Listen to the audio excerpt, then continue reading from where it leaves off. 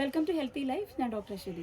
ഇന്നത്തെ video ayurvedic postnatal കെയറിനെ കുറിച്ചിട്ടാണ്. അതായത് പ്രസവരക്ഷ, ആയുർവേദ രീതിയിലുള്ള പ്രസവരക്ഷയെ കുറിച്ചിട്ടാണ്. അപ്പോൾ ഒരുപാട് പേര് ഡൗട്ടായിട്ട് ചോദിക്കുന്നുണ്ട്, ആയുർവേദ പ്രസവരക്ഷ ചെയ്യുന്നതിൻ്റെ ഇമ്പോർട്ടൻസ് എന്താണ്, അത് ചെയ്യുന്നത് മസ്റ്റാണോ, അല്ലെങ്കിൽ എത്രയാണ് റെസ്റ്റ് എടുക്കേണ്ടത്, ഇപ്പം റെസ്റ്റ് എടുക്കണ്ട എന്നൊക്കെ പറയുന്നുണ്ടല്ലോ. അപ്പോൾ ഇതിൻ്റെ കാര്യങ്ങളൊക്കെ നമുക്ക് ഇന്ന് ഈ വീഡിയോയിലൂടെ നോക്കാം.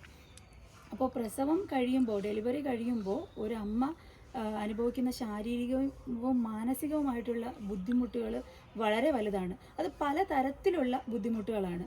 വേദന ഉണ്ടാവും, കാരണം ഒരു വൂണ്ടുണ്ട്. അതിപ്പോൾ നോർമൽ ഡെലിവറി ആയാലും സി സെക്ഷൻ ആയാലും ഒരു വൂണ്ടുണ്ടാവും. നോർമൽ ഡെലിവറി ആണെങ്കിൽ എപ്പിസോട്ടമിൻ്റെ ഒരു വൂണ്ടുണ്ടാവും. അപ്പോൾ ഡെഫിനറ്റ്ലി പെയിൻ ഉണ്ടാവും. പിന്നെ പലതരത്തിലുള്ള സ്ട്രെസ്സാണ് അവർക്കുള്ളത്. അത് പലതരത്തിലാണ്. ഉറക്കമില്ലായ്മ ഉണ്ടാവും, ബാക്ക് പെയിൻ ഉണ്ടാവും, പിന്നെ ശരീരം മൊത്തവും നീര് വച്ച ഒരു അവസ്ഥയായിരിക്കും ഡെലിവറി കഴിഞ്ഞ ഉടനെ.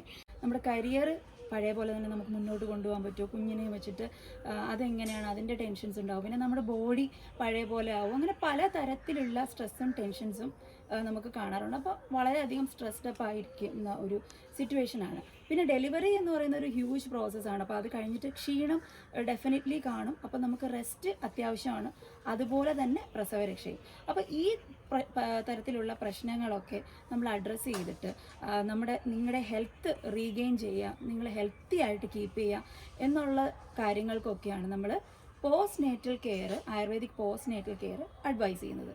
അത് ഒരു പ്രോപ്പർ കൺസൾട്ടേഷന് ശേഷം നമ്മൾ ഇപ്പോൾ നോർമൽ ഡെലിവറി ആണെങ്കിൽ വിത്തിൻ 2-3 ഡേയ്സ് തന്നെ നമുക്ക് സ്റ്റാർട്ട് ചെയ്യാം.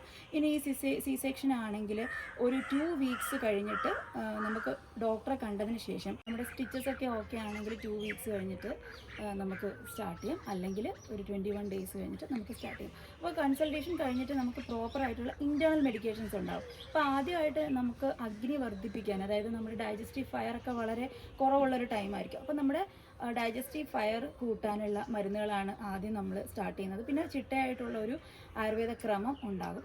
അതിനോടൊപ്പം തന്നെ എക്സ്റ്റേണൽ തെറാപ്പീസ്, അഭ്യംഗം, അതായത് എണ്ണ തേച്ച് കുളി, സ്പെസിഫിക് ആയിട്ടുള്ള ഓയിൽസ് വെച്ചിട്ടുള്ള എണ്ണ തേച്ച് കുളി, വേദകുളി, പിന്നെ ചിലർക്ക് ഇതൊക്കെ കഴിഞ്ഞിട്ട് ഇലക്കിഴി കൊടുക്കാറുണ്ട്, പിന്നെ ബേബി മസാജ് കൊടുക്കാറുണ്ട്, ഹെർബൽ ബാത്ത് ബേബിക്ക് കൊടുക്കാറുണ്ട്. അപ്പോൾ ഇതൊക്കെയാണ് ഇതിൻ്റെ ഒരു രീതി. പ്ലസ് നമ്മളൊരു ഡയറ്റ് റെക്കമെൻഡേഷനും കൂടി കൊടുക്കാറുണ്ട്. ഈ ഡയറ്റ് റെക്കമെൻഡേഷൻ എന്താണെന്ന് വെച്ച് കഴിഞ്ഞാൽ, എല്ലാവർക്കും ഈ പ്രസവം കഴിഞ്ഞിട്ട് ധാരാളം ഫുഡ് കഴിക്കണം എന്നുള്ളൊരു കൺസെപ്റ്റുള്ള പലരും ഉണ്ട്. എന്നാൽ അത് അങ്ങനെയല്ല. നമ്മൾ ന്യൂട്രിയൻ ഡെൻസ് ആയിട്ടുള്ള ക്വാളിറ്റി ഫുഡ് കഴിക്കണം എന്നുള്ളതാണ്. അപ്പോൾ അതിന് പ്രോപ്പറായിട്ടൊരു ഡയറ്റ് റെക്കമെൻഡേഷൻ വളരെ നല്ലതാണ് ഈ ടൈമിൽ. അത് മാത്രമല്ല, ഇത്രയും സ്ട്രെസ്ഡ് അപ്പ് ആയിരിക്കുന്ന ടൈമിൽ നമുക്കൊരു പ്രോപ്പറായിട്ടുള്ള മസാജൊക്കെ കിട്ടുമ്പോൾ വളരെ റിലാക്സിങ് ആയിരിക്കും ഈ സമയത്ത്. അപ്പോൾ നമ്മളൊരു പ്രോപ്പർ മെൻ്റൽ സപ്പോർട്ട് ഇപ്പോൾ വീട്ടിലുള്ളവരും കൂടി കൊടുക്കണം എന്നുള്ളത് വേറെ കാര്യം. ഇനി ഇതിൻ്റെ മെയിനായിട്ടുള്ള ഇതിൻ്റെ എയിം, അതായത് എന്താണ് ഇതിൻ്റെ യൂസ്, പോസ്റ്റ് നേറ്റൽ കെയറിൻ്റെ യൂസ് എന്ന് പറഞ്ഞു കഴിഞ്ഞാൽ, എന്താണ് ഇതിൻ്റെ ഉപയോഗം എന്ന് പറഞ്ഞാൽ, നമ്മുടെ ഹെൽത്ത് റീഗെയിൻ ചെയ്യാൻ, പഴയ ഹെൽത്ത് റീഗെയിൻ ചെയ്യാൻ, പിന്നെ നമ്മുടെ അഗ്നി, ഡൈജസ്റ്റീവ് ഫയർ കറക്റ്റാക്കാൻ, കൂട്ടാൻ, അതായത് വളരെ കുറഞ്ഞിരിക്കുന്നൊരു ടൈമായിരിക്കും. പിന്നെ നമ്മളെ വാദത്തിനെ കറക്റ്റാക്കാൻ, പിന്നെ നമ്മൾ ബാക്ക് പെയിൻ കുറയ്ക്കാൻ, നമ്മൾ വെയിറ്റ് ലോസിന് സഹായിക്കും. അതുപോലെ തന്നെ പ്രോപ്പറായിട്ടുള്ള ലാക്ടേഷനും ഒക്കെ സഹായിക്കുന്ന തരത്തിലുള്ള ഒരു സെറ്റ് ഓഫ് ട്രീറ്റ്മെൻറ്റ്സാണ് നമുക്ക് ഈ ആയുർവേദിക് പോസ്റ്റ് നേറ്റൽ കെയറിൽ വരുന്നത്. അപ്പോൾ ഇതാണ് ബേസിക് കാര്യങ്ങൾ പറയാനുള്ളത്.